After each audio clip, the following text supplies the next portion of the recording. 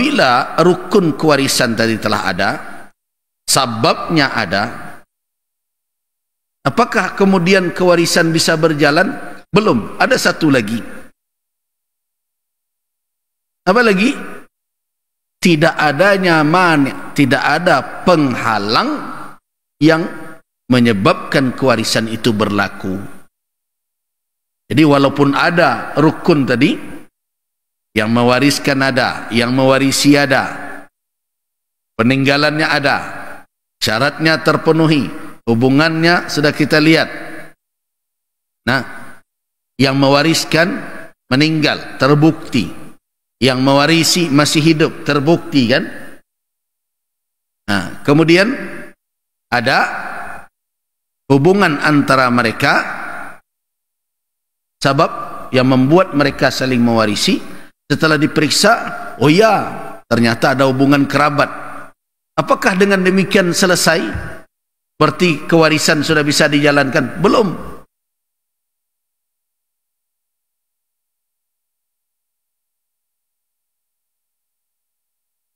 Apa yang harus kita periksa lagi? Ada enggak al-mawani'? Ada enggak yang menghalang? Ada yang menghalang terjadinya proses kewarisan? Apa penghalang itu? Ada 3. Yang pertama al-qatal, pembunuhan. Yang kedua adalah ikhtilafud din, berbeda agama. Jadi walau bagaimanapun orang akan mengatakan agama itu sama, ya tidak bisa, dia berdampak banyak.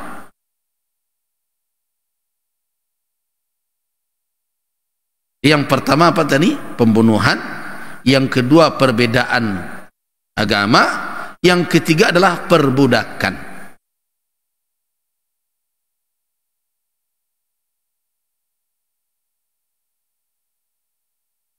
Tiga itu harus dilihat dahulu. Kalau ada salah satu dari yang 3 itu, atau bisa jadi ketiga-tiganya, tentu terhalang kewarisan tadi dilaksanakan. Pembunuhan dikarenakan Nabi SAW telah mengingatkan, al-qatil la yarith, pembunuh tidak mewarisi orang yang dibunuhnya. So kalau itu dibiarkan, banyak orang nantak aja begitu. Tak aja anak dapat warisan, dibunuhnya.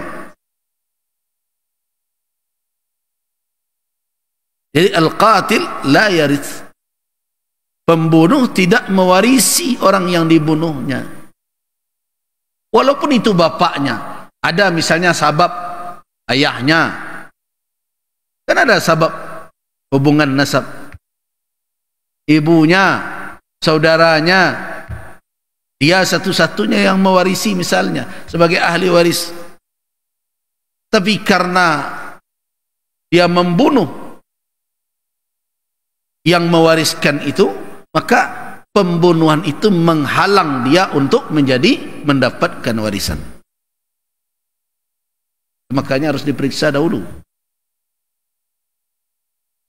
Baru kewarisan itu berjalan. Kalau tidak ada yang menghalangi. Apa yang menghalangi itu? Yang pertama pembunuhan. Karena dalam ketentuan syariat, orang yang membunuh tidak bisa, tidak boleh, tidak dapat atau terhalang untuk mewarisi peninggalan orang yang dibunuhnya.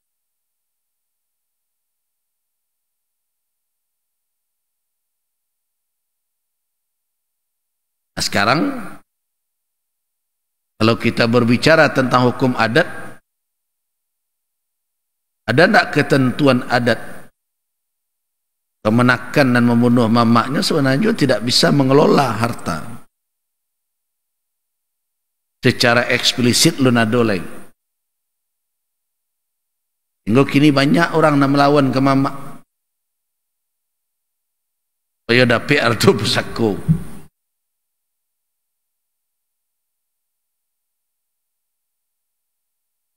Jadi Di dalam Islam, al-qatal, pembunuhan menjadi mani, menjadi penghalang orang mendapatkan kewarisan. Nah, apakah al-qatal itu bersifat sengaja atau tidak sengaja atau tersalah? Apakah hanya ada alasan untuk melakukan pembunuhan atau tidak? Selain dari pembunuhan yang terjadi karena tiada dua yang ikhtilaf ulama. Yang pertama, pembunuhan secara tersalah, sadar, berburu, nembak buruang, pas sedang diharokkan senjata, tiba entah takaju rantiang lepes ikut, akhirnya peluru terarahkan kepada saudaranya misalnya. Nah, itu kan khata' namanya. Dia tidak sengaja membunuh. Begitu juga bagaimana kalau dia algojo yang melakukan tugas mengkisas orang. Karena yang mesti dikisas itu adalah pamannya misalnya. Yang dia adalah yang algojonya menjadi salah satu ahli waris. Apakah itu menghalang dia? Dua perkara ini, yang tersalah dan membunuh dengan alasan yang hak tadi, ada khilaf di kalangan ulama. Bisa bananya supaya jan algojo tadi, supaya jangan khilaf, ya sarah sekena lain mengarusinya. Khuruj minal khilaf. Keluar dari ikhtilaf, perbedaan pendapat. Kalau dalam pembunuhan yang tersalah, tidak sengaja, ada tidak sengaja, ada yang tersalah. Nah, dalam perkara ini terjadi ikhtilaf di kalangan ulama, apakah boleh atau tidak dia mewarisi. Nah, ulama ada yang mengatakan, Al-Hanafiyah misalnya, yumna minal irs, tetap dia menjadi penghalang dia mewarisi. Itu juga kalangan Malikiyah. Tetapi berikutnya Syafi'iyah juga mengatakan dengan segala bentuknya. Jadi pembunuhan mau sengaja, mau tidak sengaja,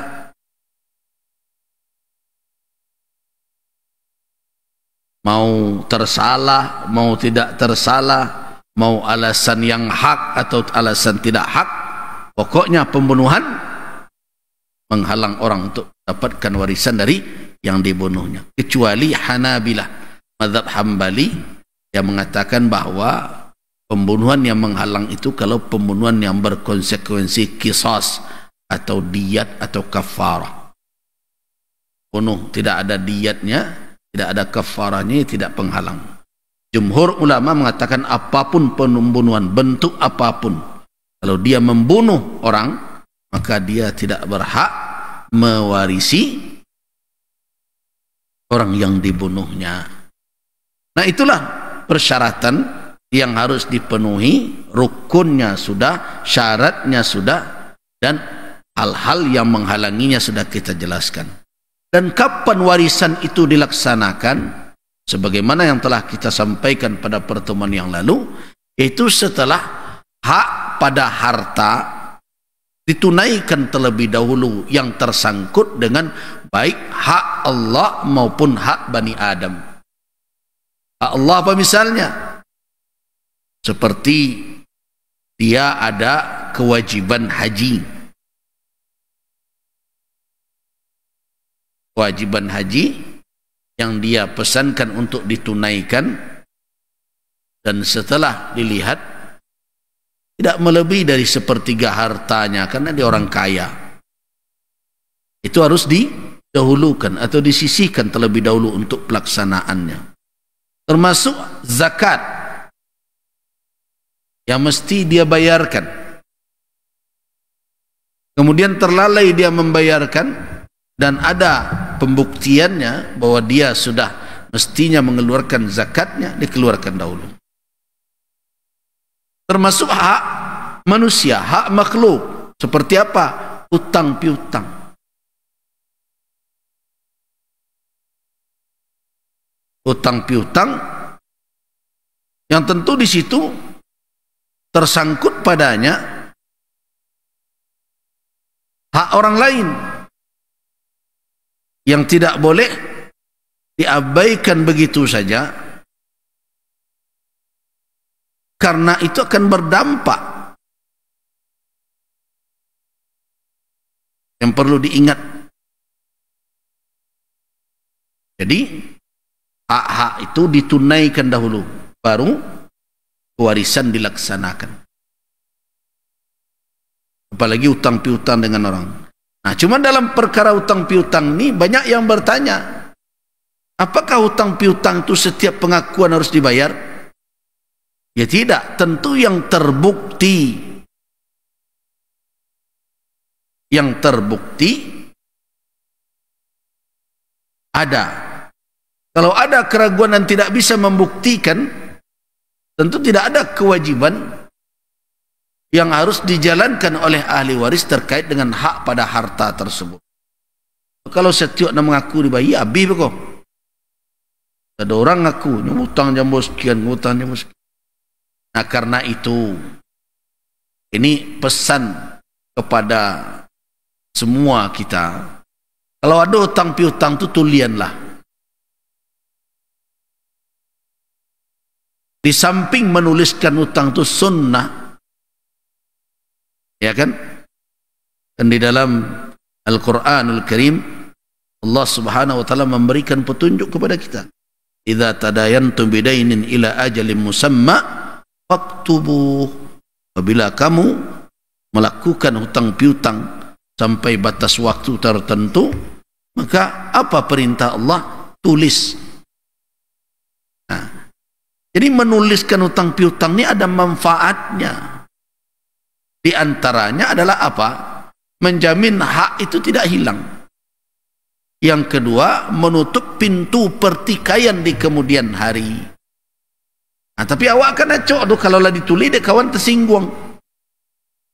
Yang masalah. Kalau ada awak berhutang ke kawan tu nyambinya pena. Catatnya hanya suruh tanda tangan dia awak. Itu sakit hati awak tu. Itu orang lain awak dia yo. Tenggang setelah jo awak tulis menulis yo parah gitu. Orang lu namparah. Itu sebenarnya manfaatnya nanti ada. Kalau ada bukti seperti itu, tentu nanti kan kita tidak tahu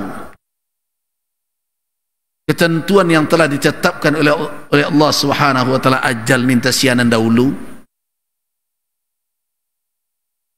Hendaknya dulu mungkin awak dulu. Ternyata ada ikatan hutang piutang, enggak ada bukti. Jangan disalahkan nanti ahli waris tidak mau membayarkan. Kenapa? Tentunya minta bukti. Setidaknya ada saksi. Kan tidak ada, awak berdua saja. Akibatnya apa? Hilang hak orang yang memiliki piutang.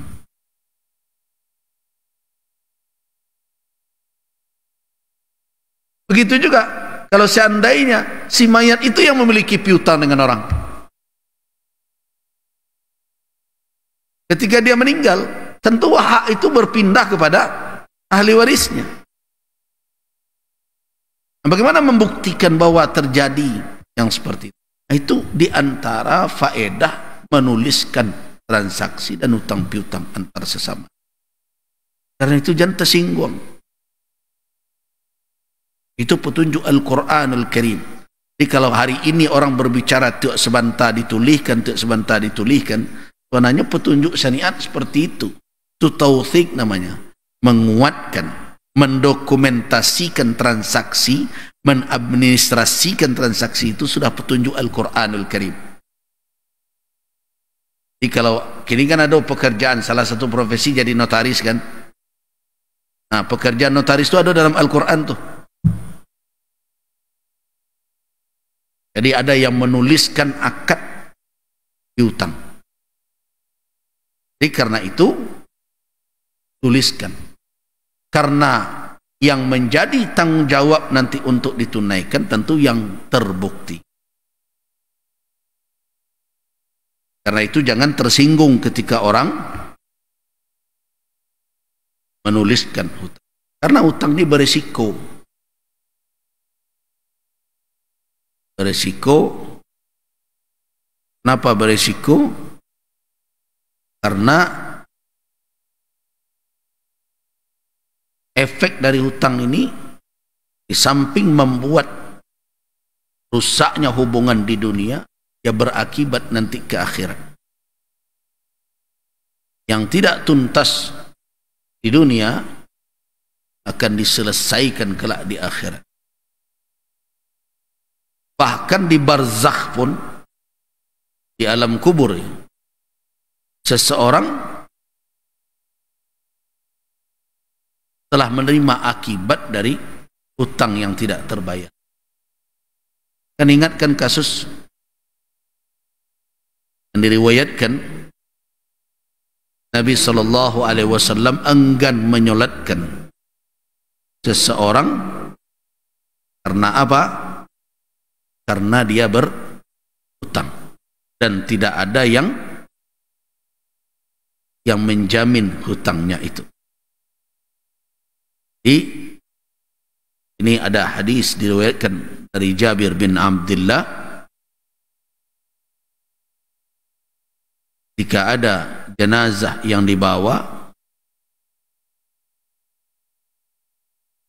kepada beliau bertanya, "A'alaihi dainun?" Apakah mayat ini ada memikul hutang? Kemudian ada yang berkata, "Ada ya Rasulullah, qulna dinaran." Ada 2 dinar hutang dia. Fansarafa. Nabi berpaling dan tidak jadi menyolatkan jenazah itu.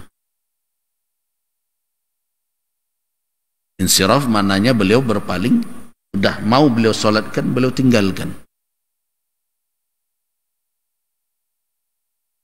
Kemudian ketika itu maju Abu Qatadah. Abu Qatadah berkata, "Ad-dinarani alayya." 2 dinar itu tanggung jawab saya ya Rasulullah. Bahwa dia yang akan menunaikan hutang tersebut. Berarti sudah ada yang menanggung. Sudah ada yang menjamin. Nah, ketika mendengarkan jawaban itu, berarti tidak ada lagi yang ditanggung oleh si mayat tersebut. Maka apa kata Rasul? Haqqul gharim wa bari'al mayyit minhuma. Nah, karena itu orang yang menanggung akan menunaikan nanti hak orang yang punya piutang. Sedangkan si mayat bari'ah, terbebas dari itu. Kalau sudah diakui oleh ahli waris, betul hutang ini ada, si mayat bari'ah, bebas dari beban itu. Asyalai nama menanggung, yang punya tanggung jawab. Jadi itu hati-hati. Awak kan kadang-kadang untuk melapian diri, bayalah hutang, balik-balik orang gaik dalam kubur ada nyon. Tak ada orang gaik lah itu. Kalau nyo ada warato, kemudian terbukti hutang piutang dia, maka itu hutang itu tersangkut dengan harta tersebut, dan ahli waris berkewajiban menunaikan hutang itu sebelum mereka bicara barajat tahbo, sebelum mereka membagi.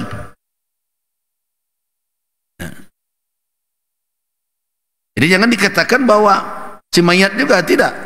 Kalau sudah jelas siapa yang menanggung beban itu, maka bari'ah, si mayat bebas. Dia meninggalkan harta, pada harta itu tersangkut hak orang lain.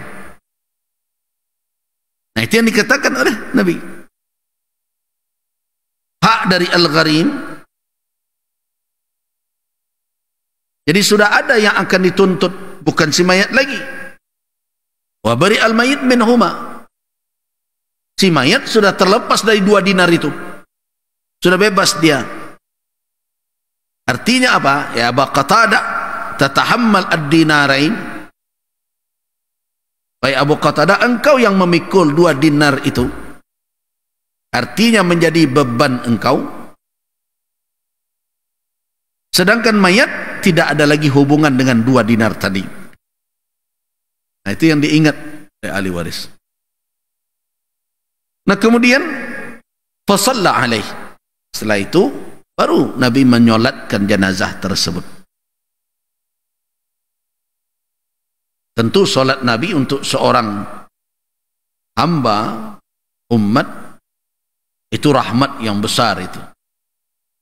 Karena itu para sahabat harap betul bisa disolatkan oleh Nabi sallallahu alaihi wasallam. Doa beliau mustajab. Kemudian setelah jenazah terkubur, 1 hari setelah jenazah terkubur, Nabi bertemu dengan Abu Qatadah.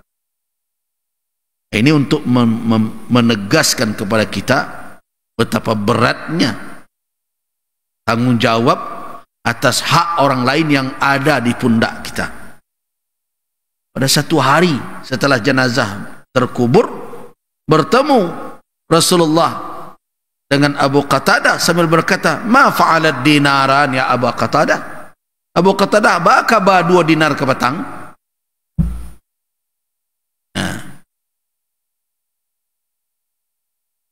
Ya sepertinya Abu Qatadah tentu mungkin belum sempat membayarkannya dan tidak menyangka juga akan dituntut oleh tanya oleh Nabi, sehingga akhirnya dia menjawab, "Innama mata ams." Rasulullah kan baru kepatang yang meninggal. Kalau bahasa awak kok tersasak benar gitu ya. Tapi Nabi mengingatkan, dia minta maaf kepada Nabi karena dia sibuk mengurus jenazah itu kepatang, sehari berlalu belum terbayarkan oleh dia. Kira-kira begitu.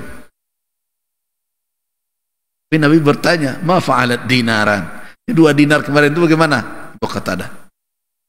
Nah, kata Jabir bin Abdullah yang meriwayatkan hadis ini, besoknya Nabi ketemu lagi dengan Abu Qatadah.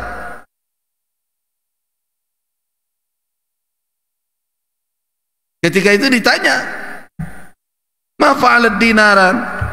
Atau ada riwayat yang mengatakan malah Abu Qatadah besok paginya, hari kedua, yang datang menemui Rasul sallallahu alaihi wasallam sambil berkata, "Ya Rasulullah, laqad qadaituhuma." Ya Rasulullah, saya telah menunaikan yang 2 dinar yang tanggungan saya itu. Nah, ketika itu apa kata Rasul? "Al-an barratta alaihi jildah."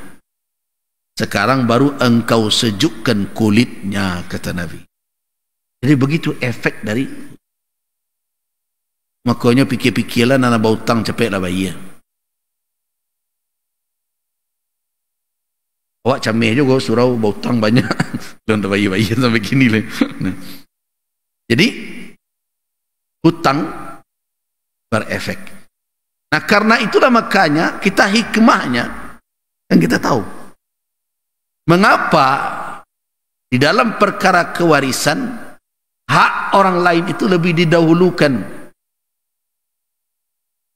dibandingkan dengan membagi warisan untuk ahli waris. Dahulukan lebih dahulu apa? Menunaikan hak orang lain yang ada padanya. Nah, termasuk yang kedua adalah wasiat. Di dalam Al-Quranul Karim, Allah Subhanahu wa Ta'ala menegaskan bahwa kewarisan itu dilakukan setelah wasiat dijalankan. Lihat ayat 12. Di akhir ayat itu, "Min ba'di wasiyatin yusa biha aw dainin ghaira mudarrin wasiyatan minallah wallahu alimun halim." Jadi wasiat didahulukan. Kalau ada berwasiat untuk ini, untuk ini, untuk ini, itu tapi tentu wasiat tidak seluruhnya. Wasiat itu bersyarat ghairu mudar. Ghairu mudarin maknanya adalah wasiat yang tidak, atau hutang yang tidak menimbulkan mudarat. Wasiat ada batas. Apa batas wasiat? 1/3 dari harta. Kalau melebihi itu, maka itu tergantung dengan izin ahli waris. Hutang juga demikian. Jangan sampai hutang itu mendatangkan mudarat. Ini yang saya seringkan. Warisan yang memadai, hutang harus dibayar, karena hutang tidak bersyarat 1/3 dan 2/3. Jadi jangan mudah saja berhutang-hutang.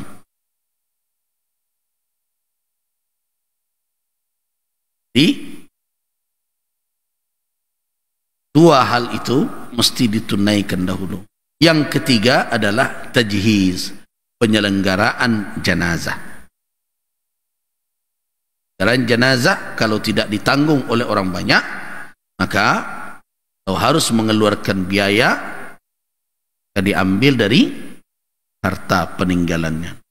Nah, itulah yang disebut dengan rukun syarat yang menjadi penghalang dan ketentuan yang harus terpenuhi, baru kemudian kewarisan bisa dijalankan. Kalau yang tadi belum, rukun tidak terpenuhi, syarat tidak terpenuhi, ada pula mani yang menghalangi, kemudian belum pula ditunaikan apa yang mesti dahulu dilaksanakan sebelum kewarisan dilakukan, tentu pembagian kewarisan dengan cara seperti itu melanggar ketentuan syariat. Padahal Allah Subhanahu wa taala telah mengingatkan, yusikum. Apa maknanya? Allah perintahkan kamu untuk menjalankan kewarisan ini, tapi dengan ketentuan yang telah dijelaskan tadi itu. Nah, yang terjadi hari ini, orang heboh terus ketika pembagian harta warisan, tetapi tidak mengerti bagaimana proses kewarisan itu dijalankan.